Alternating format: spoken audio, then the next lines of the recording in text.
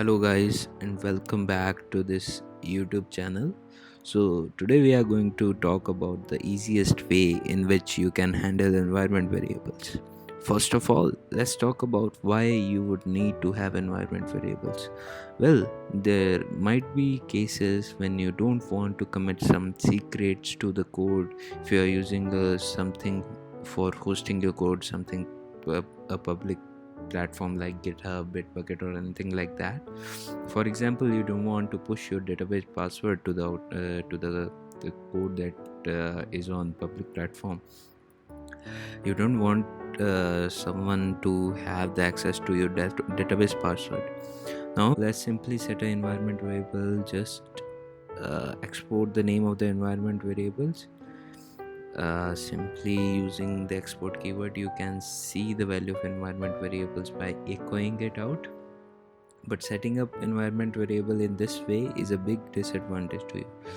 Let's say you have switched to another session in your terminal and try echoing the variable that we set in the last session. You won't be able to find it. Just go back to the last shell. To solve this problem, Direnv came into picture. Let's say Java is the name of the directory where you want to set up your project. For installing the Direnv on Mac, you can use brew install Direnv. On Ubuntu, you can use sudo apt install Direnv. I already have Direnv set up, so I won't be doing that. After installing, you will have to tell your shell to load Direnv script whenever a new session is running. For that, you will have to add the following line to your preferred shell.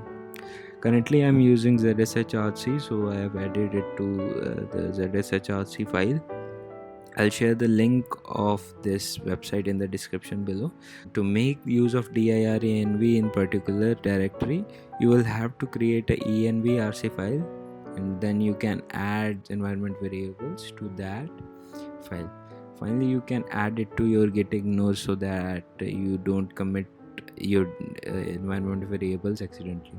Anytime you add something new to the file, you will have to run direnv allow command to refresh the environment variable list. Now you can check if the variables was set up properly by echoing it out. If you move out of this directory, you won't be able to find the environment variables, so that and you can move to outer directory and find that out. So yeah, that's all that's it guys for this tutorial. I hope you like this video. Please like, subscribe to this channel and share it with your friends.